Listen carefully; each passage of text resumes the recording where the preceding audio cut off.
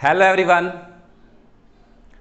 आज हम आपके सामने जो टॉपिक लेके आए हैं वो टॉपिक लेसन आपको पता ही है कि भूमंडलीकृत विश्व का बनना। जो आपकी 10th की बुक है उसमें हिस्ट्री का जो 3rd चैप्टर है उसमें से टॉपिक लिया है। टॉपिक लिया है ब्रेटन वुड्स समझौता, यानी कि जो ब्रेटन वुड्स समझौता हुआ था उसके बारे में विस्तार से बताओ क्या था वो आखिर ब्रेटन वुड्स समझौता। अब इस नाम को देखकर आपके माइंड में कंफ्यूजिंग होगी, ये अजीब सा वर्ड कैसे है। एक्चुअल में ये एक जगह का नाम है। एक्चुअल में एक ही जगह का नाम है ब्रेटन वुड्स। जैसे हमारे आप ये देखो, हमारे आसपास का जो इलाका है, कोई भी हिसार है, फतेहाबाद है, सिरसा है, पंचकुला है, उसी प्रकार ये भी एक जगह का नाम है। यहां पर G77 देशों का सम्मेलन हुआ था। सारे देशों, जैसे हमारे इंडिया में फेमस है दिल्ली, उसी प्रकार ये भी जगह फेमस है। तो उस समझौते के बारे में आज हम आपके साथ डिस्कस कर रहे हैं। सबसे पहली बात, 1944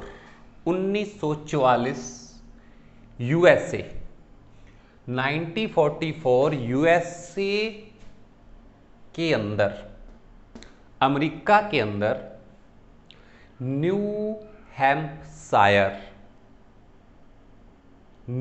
हैम्पशायर में ब्रेटन वुड्स एक जगह का नाम है। रिपीट कर रहा हूं, 1944 के अंदर यूएसए में न्यू हैम्पशायर के अंदर ब्रेटन वुड्स एक जगह का नाम है। तो उस जगह के ऊपर लगभग 77 देशों का आपस में समझौता हुआ। क्या हुआ? अब ये समझौता यानी कि जो एग्रीमेंट किया गया, इस एग्रीमेंट का मेन पर्पस क्या था? सबसे पहली बात हमारे माइंड में ये आ रही होगी कि इसका पर्पस क्या है। देखिए, औद्योगिक विश्व के अंदर स्थिरता लाने के लिए जो पूरा विश्व है वो डामाडोल था। पैसे को लेकर कहीं दिक्कत चल रही है, किसी को कुछ प्रॉब्लम है, तो बातचीत से ही किसी समस्या का समाधान निकाला जाता है। तो पूरे उद्योग के अंदर जो हलचल मची हुई थी उसको रिलैक्स करने के लिए, क्या करने के लिए? रिलैक्स करने के लिए मुद्रा का मतलब होता है करेंसी, पैसा। जैसे हमारे इंडिया के अंदर 1 रुपया, अमेरिका के अंदर डॉलर, यूरोप महाद्वीप के अंदर यूरो, ऐसे करेंसी का अलग अलग नाम है। तो इस करेंसियों का किस प्रकार से विनिमय किया जाए? विनिमय का मतलब होता है एक्सचेंज भी। अगर हमने आपको 1 रुपया दिया तो बदले में हमें कितने डॉलर मिलेंगे, या आपने हमें $1 दिया तो हम आपको बदले में कितने रुपए देंगे। तो एक जगह पर बैठकर इसके बारे में डिस्कस किया गया। किसके बारे में? मुद्राओं के बारे में, एक्सचेंज के बारे में, कि किस मुद्रा की वैल्यू कितनी है। सब ने ब्रेटन वुड्स, जो कि अमेरिका के न्यू हैम्पशायर में स्थित है, वहाँ बैठकर करेंसी के बारे में डिस्कस किया। राष्ट्रीय मुद्रा, आपको पता है हमारी जो राष्ट्रीय मुद्रा वो क्या है? रुपया है। रुपए की कीमत अंतरराष्ट्रीय बाजार में कितनी होगी, इसके बारे में डिस्कस किया गया। तो रुपए की कंपेयर डॉलर के साथ, आपको पता है कि $1 के लगभग आज के समय देखे जाएं तो 60-70 रुपये आसानी से मिल जाते हैं। उस समय ये सारा कुछ एडजस्टमेंट किया गया था। और जो डॉलर है उसको किसके साथ कंपेयर किया जाता था? गोल्ड के साथ। किसके साथ?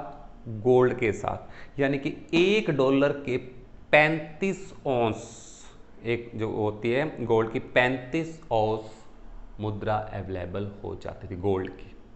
इट मीन्स, तो ब्रेटन वुड्स समझौता 1944 में अमेरिका के न्यू हैम्पशायर में ब्रेटन वुड्स जगह पे हुआ।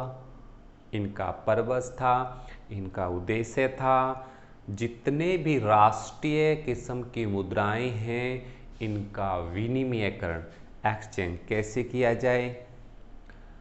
चाहे रुपया है चाहे डॉलर है, इनकी अंतर्राष्ट्रीय स्तर पर क्या वैल्यू है इसके बारे में डिसाइड किया गया। तो कुल मिला के अंतर्राष्ट्रीय बाज़ार के अंदर हर चीज़ की जो कीमत है वो डिसाइड की गई कि किस हद तक रुपया डॉलर का मुकाबला करेगा। $1 की जो कीमत है वो गोल्ड के साथ कंपेयर की गई। एक गोल्ड 35 औंस गोल्ड के बराबर था। तो यानी कि उस समय भी गोल्ड की कीमत सबसे ज़्यादा थी, और अगर आज भी देखा जाए तो डॉलर की कीमत बाकी देशों के मुकाबले में काफ़ी ज़्यादा है। लेकिन हमारा रुपया भी कम नहीं है, हमारा रुपया भी और देशों के कंपेयर में काफ़ी मायने रखता है। आई होप कि आपको ये क्वेश्चन समझ में आ गया होगा, ये टॉपिक समझ में आ गया होगा। आगे के टॉपिक समझने के लिए चैनल को सब्सक्राइब करना ना भूलें, ताकि आपके पास लेटेस्ट नोटिफिकेशंस आते रहें। तब तक के लिए धन्यवाद। जहाँ भी रहें खुश रहें। Stay home, stay safe.